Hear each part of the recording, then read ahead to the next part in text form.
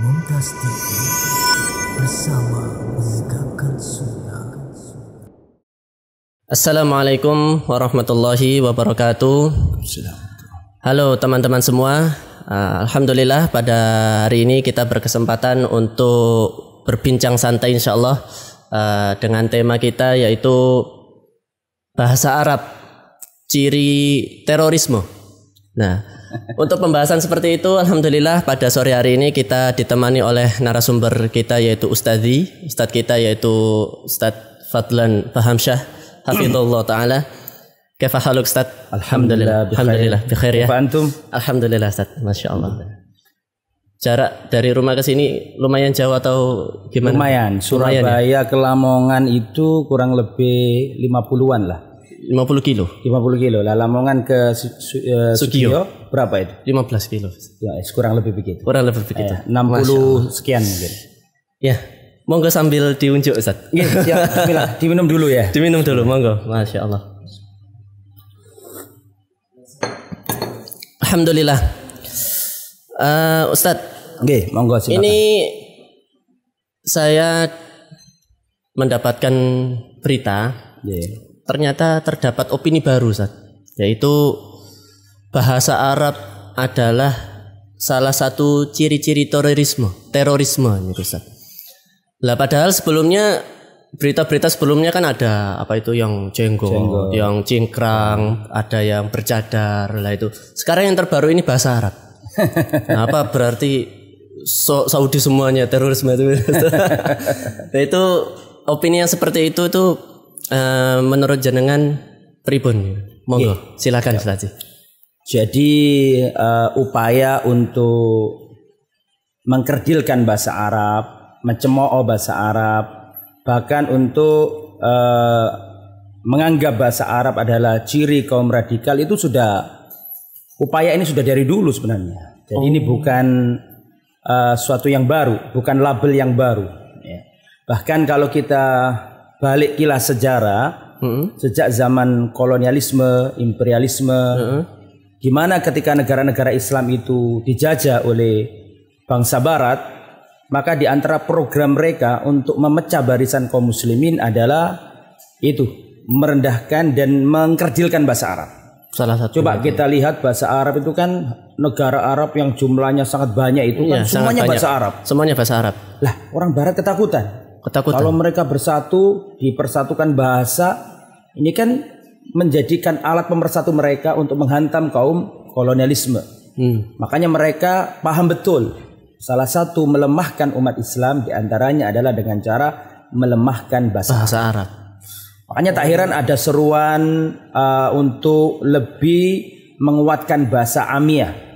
Jadi Maroko punya bahasa Amiyah sendiri, Tunisia punya Amiyah sendiri, Mesir punya Amiyah sendiri, Syam, Arab, Khalij, Irak dulu kan digencarkan. Jadi punya lahjah-lahjah sendiri, kemudian punya bahasa Amiyah sendiri-sendiri yang sengaja dibesarkan selain bahasa Fusha. Itu semuanya adalah upaya untuk mengkerdilkan perjuangan merendahkan bahasa Arabnya itu. Jadi sebenarnya upaya ini sudah klasik lah ya. Berarti sudah lama sejak dulu saat ini. Iya. Makanya kalau kita lihat peta kolonialisme zaman dulu, Perancis ya menjajah Afrika Utara, Tunisia, Aljazair. Italia menjajah Libya, kemudian Inggris menjajah Mesir, Inggris juga menjajah negeri Syam. Nah, mereka menjumpai umat Islam itu kompak bersatu. Maka diciptakanlah nasionalisme. Bangga dengan kebudayaan masing-masing, salah satunya dengan bahasa mereka masing-masing, diciptakan bahasa-bahasa yang dulu yang sudah lampau ingin dihidupkan kembali untuk menandingi bahasa Arab. Jadi sebenarnya ini adalah usaha lama untuk meredupkan cahaya Islam. Tapi alhamdulillah kita yakin agama Islam akan ditolong Allah Subhanahu wa taala. Insyaallah. Wa makarallah wallahu khairul makirin. Jadi memang ternyata bisa dibilang terdapatnya opini yang seperti ini itu upaya musuhnya Islam ya, Ustaz? Betul. Musuhnya Islam. Tapi kita nggak usah takut. Karena Allah sudah memilih bahasa Arab menjadi bahasa Al-Quran. Dalam surat Yusuf ayat 2 kalau nggak salah, Allah Subhanahu wa taala berfirman, "Inna anzalnahu Qur'anan Arabiyyan." Sungguhnya kami turunkan Al-Qur'an berbahasa Arab. Sedangkan Allah sudah menjamin ya kelangsungan Al-Qur'an. Inna nahnu nazzalna dzikra wa inna lahu lahafidun. Sungguhnya kami ini yang menurunkan Al-Qur'an dan kami akan menjaga Al-Qur'an. Nah, penjagaan Allah kepada Al-Qur'an otomatis penjagaan Allah terhadap bahasanya Al-Qur'an. Bahasa Arab. Iya, bahasa Arab itu bahasa Al-Qur'an. Jadi kita nggak usah khawatir dengan itu. Karena Allah sendiri yang sudah menjamin dan menyatakan bahwa Al-Qur'an ini berbahasa Arab. Dan kita tahu Allah menjamin keberadaan Al-Qur'an. Jaminan itu otomatis jaminan terhadap bahasa yang dipakai dalam Al-Qur'an. Karena memang Al-Qur'an itu sumber utama ya, sumber utama Islam.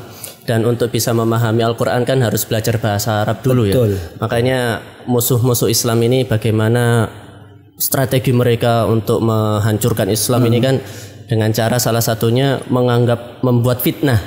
Bahasa Arab itu ciri-ciri terorisme itu.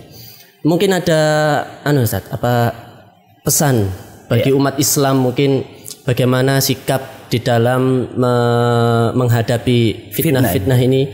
Mungkin terutama saya ingat ada sebuah hadis Ustaz yang artinya ya lupa ingat saya.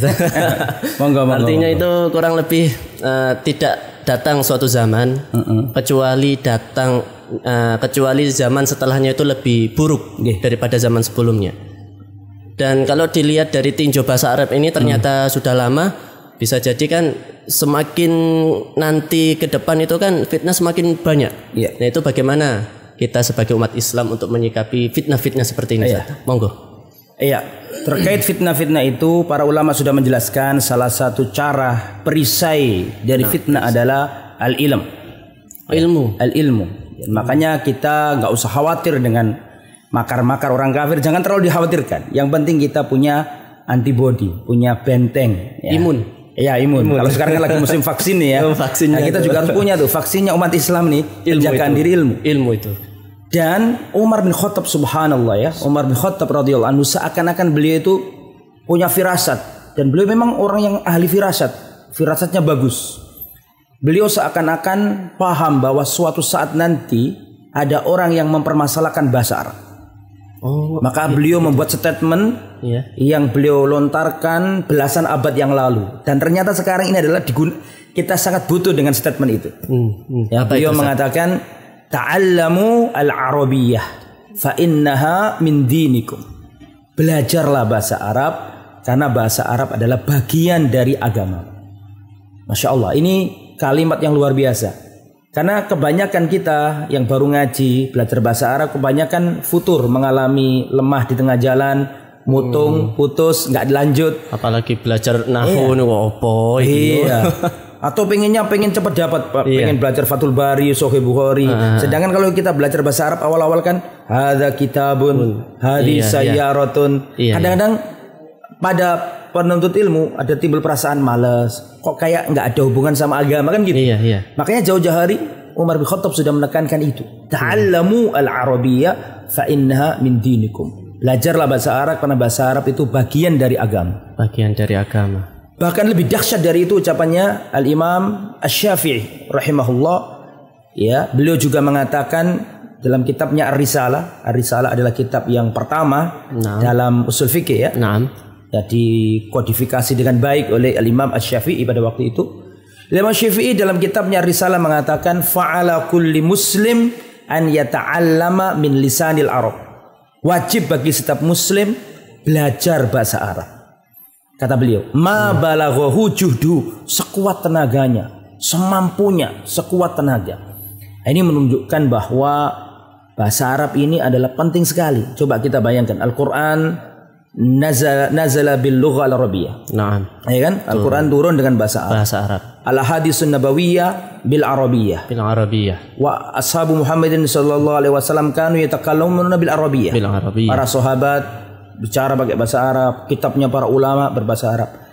Kalau bahasa Arab sudah dituduh teroris, artinya ya jangan belajar Islam. Sudah maksudnya itu sudah. Tersiratnya seperti itu ya kurang lebih. Makanya kita nggak usah khawatir, tetap belajar yang baik-baik. karena cara menghadapi fitnah yang paling bagus adalah dengan menuntut ilmu dari ulama yang terpercaya.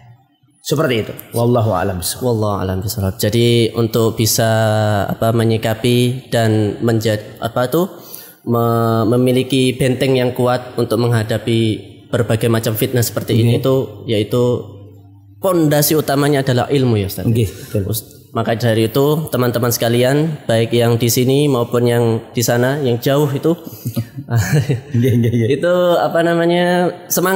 semangat untuk menghadiri majelis taklim, belajar agama Islam dan bahasa Arab itu ternyata adalah senjata utama untuk memahami Quran dan Sunnah. Maka dari itu tetap semangat wajib bagi kita umat Islam untuk senantiasa belajar ilmu. Bahkan kalau tidak salah terdapat dalil bahwa thalabul ilmi fardhah. Fardhatun ala kulli muslim. Wajib bagi setiap orang Islam itu untuk menuntut ilmu. Ternyata urgensi ilmu itu sendiri itu sangatlah penting apalagi untuk menghadapi fitnah-fitnah yang akan datang. Maka dari itu para teman-teman sekalian semangatlah untuk menuntut ilmu dan tidak usah khawatir terhadap fitnah-fitnah yang akan datang dan semoga kita semua senantiasa dirahmati dan dilindungi oleh Allah. Amin. Sampai ajal kita masing-masing. Amin. Masyaallah. Wes ojo dodo ya. Kita aja Ustaz ya. Insyaallah. Sambil ngopi-ngopi dulu Ustaz. Masyaallah. Bismillah. Nah, insyaallah seperti itu teman-teman sekalian perbincangan kita dengan Ustadz Fadlan Fahamsyah hafizahullah taala. Amin wa iyyak. Jika ada kalimat atau kata yang tidak sesuai dengan hati jenengan sedoyo, kami mohon maaf yang sebesar-besarnya. Amin. Wassalamualaikum warahmatullahi wabarakatuh. Waalaikumsalam warahmatullahi wabarakatuh. Matur nuwun. Jazakallahu khair.